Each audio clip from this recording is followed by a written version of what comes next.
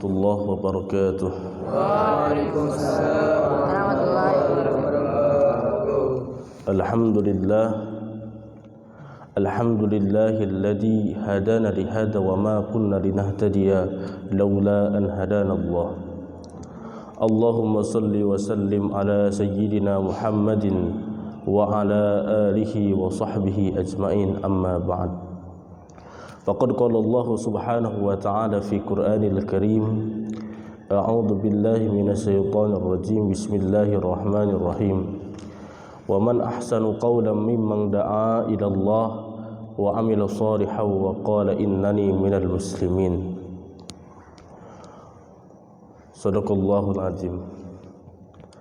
Bapak-bapak hadirin jemaah salat subuh yang dirahmati oleh Allah Subhanahu wa taala.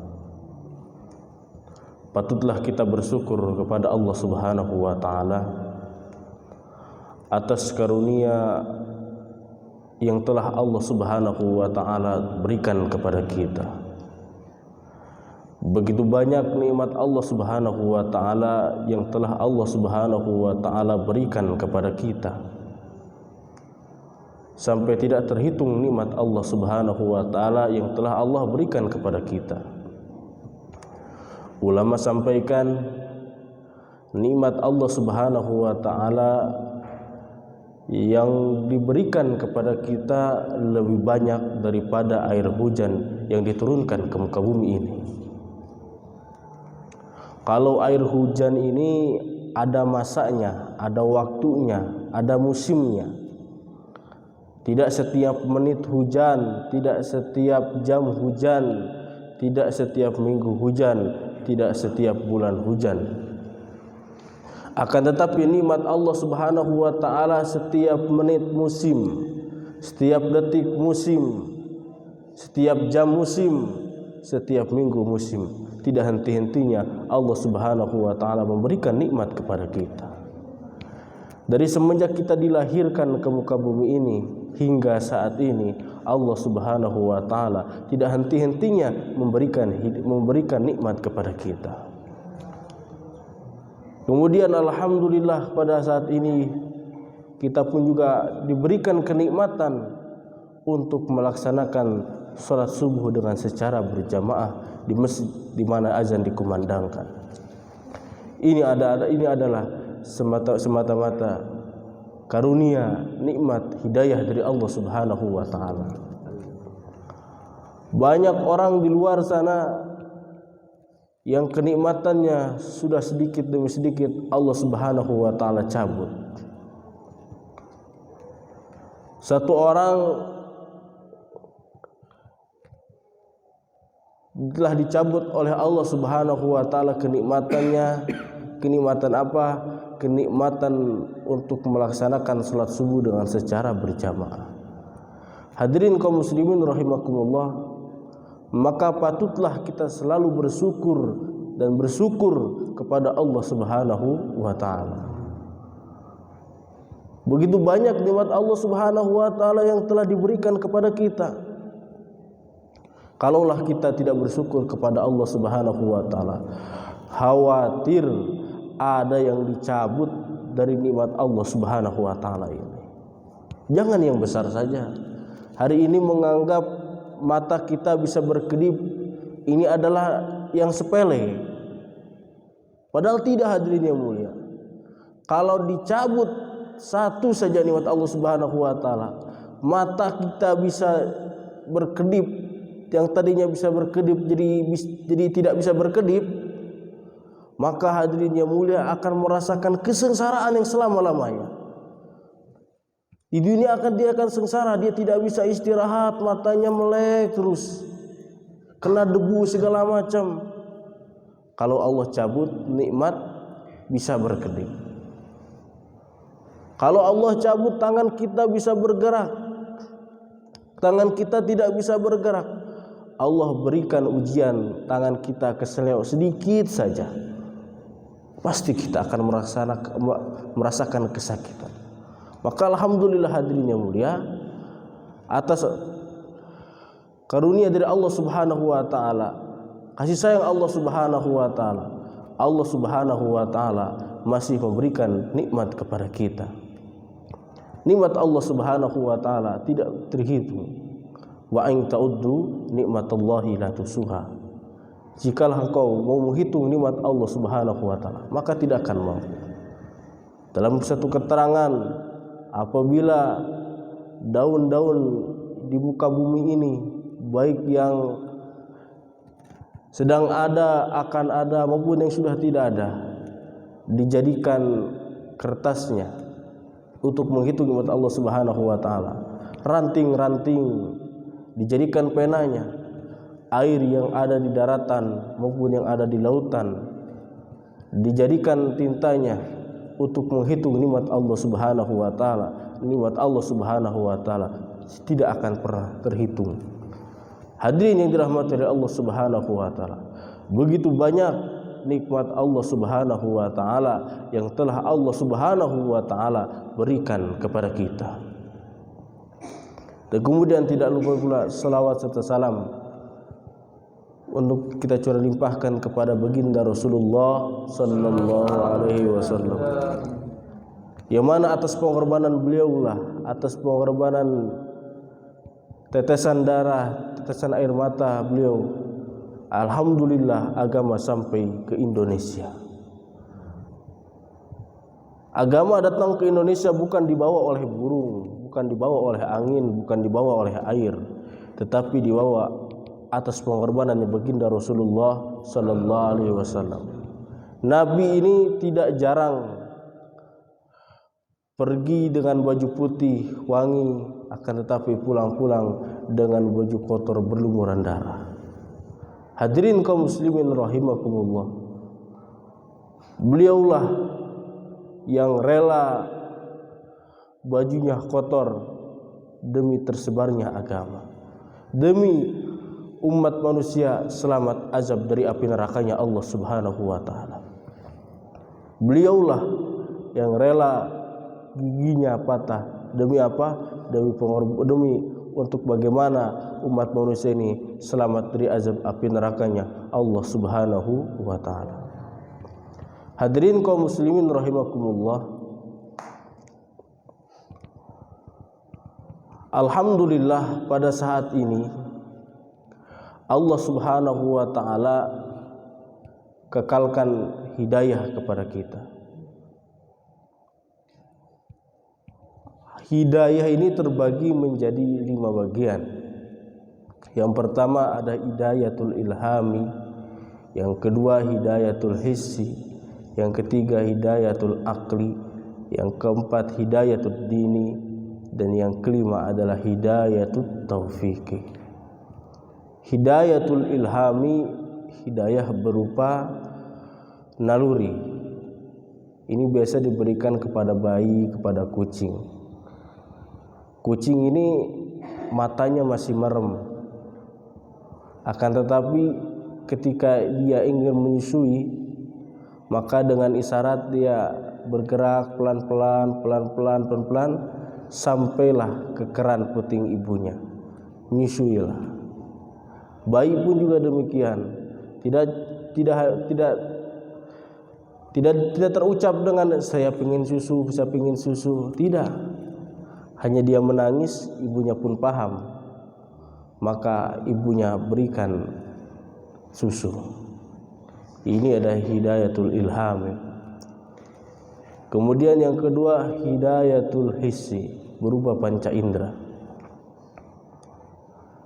Mata bisa melihat, hidung bisa mencium, lidah, bibir bisa merasa, bibir bisa berbicara, lidah bisa merasa, tangan bisa bekerja, kaki bisa berlari. Ini adalah hidayatul hissi. Menjadi sebuah pertanyaan kepada kita ketika kita bisa melihat, apakah sudah hadir Allah Subhanahu wa taala dalam kita bisa melihat?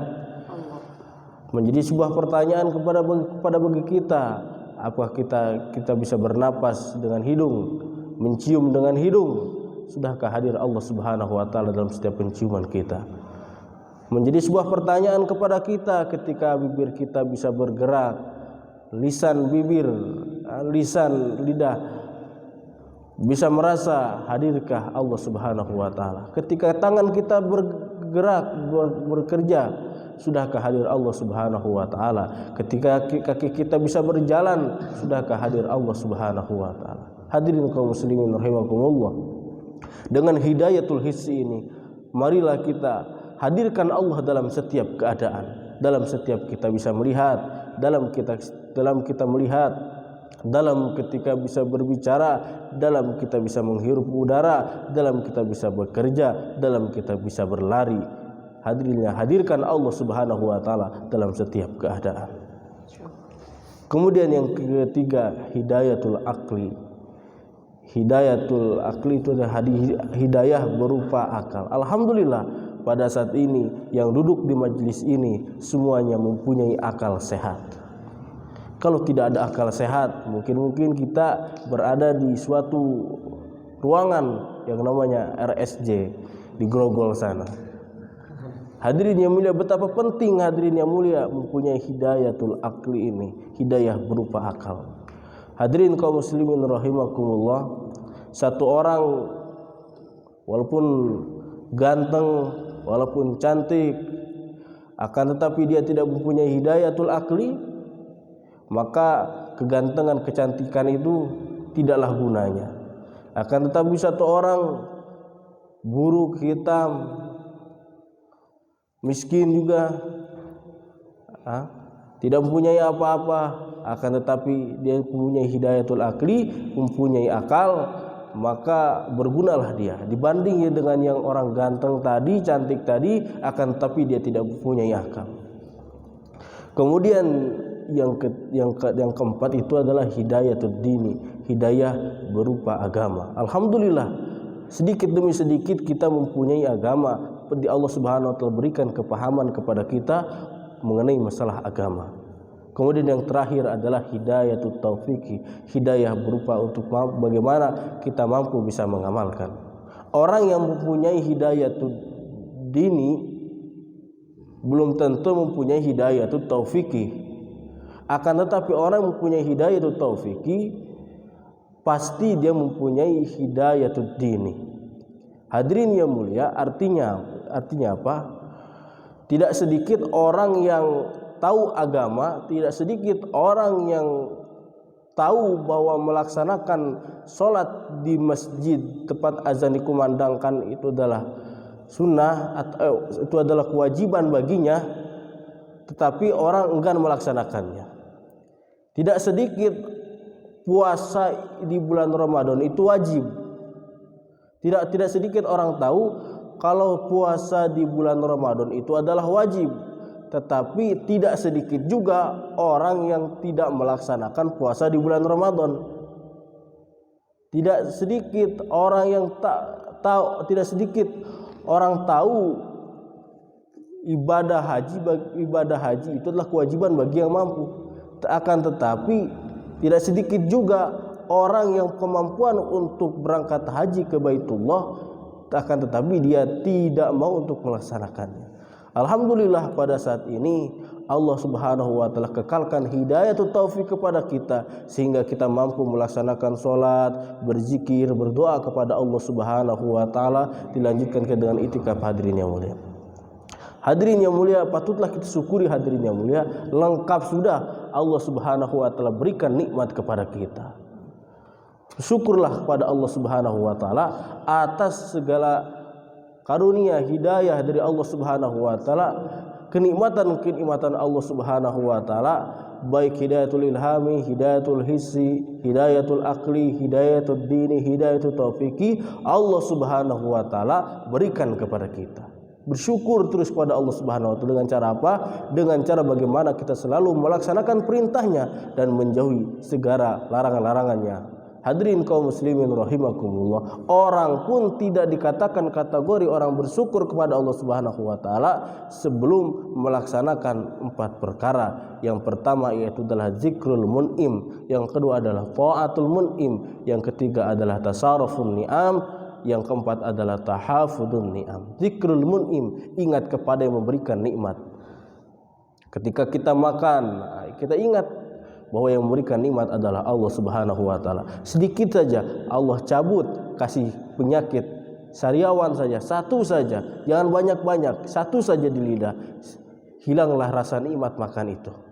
Maka hadirin yang mulia, ketika kita segala sesuatu melaksanakan, maka ingat kepada yang memberikan nikmat, zikrul mun'im. Kemudian yang kedua adalah taatul mun'im, taat kepada yang memberikan nikmat. Mata kita bisa melihat itu adalah kenikmatan Allah Subhanahu wa taala, gunakan dengan sesuai yang diinginkan oleh Allah Subhanahu wa taala, sesuai dengan yang diperintahkan Allah Subhanahu wa taala. Melihat yang baik-baik, membaca Al-Qur'an, membaca kitab, melihatlah dengan yang bermanfaat, menghirup udara dengan yang baik, menggunakan nikmat dengan yang baik, tangan untuk berbuat kebaikan, langkah kaki untuk melangkahkan kaki menuju kebaikan. Taatul mun'im, taat kepada yang memberikan nikmat. Kemudian yang ketiga adalah tasarrufun ni'am, mentasarrufkan, menggunakan hadirin nikmat ini adalah sesuai dengan yang diinginkan oleh Allah Subhanahu wa taala. Kemudian yang terakhir adalah tahafudun ni'am, menjaga nikmat-nikmat Allah Subhanahu wa taala. Menjaga semua yang diberikan oleh Allah Subhanahu wa taala. Telinga hadirin yang mulia, kenikmatan dari Allah, jangan dibolong-bolongin hadirin yang mulia. Hidung dari Allah Subhanahu wa taala, jangan dibolong-bolongin hadirin yang mulia. Hadirin mulia, kenikmatan dari Allah Subhanahu wa taala bagaimana kita jaga. Hadirin kaum muslimin rahimakumullah, ada benar datang dari Allah Subhanahu wa taala, ada salahnya datang daripada kebodohan dari al-fakir. Subhanallah bihamdihi, subhanakallah bihamdika, asyhadu an la ilaha illa anta, astaghfiruka wa atubu ilaik. Assalamualaikum warahmatullahi wabarakatuh.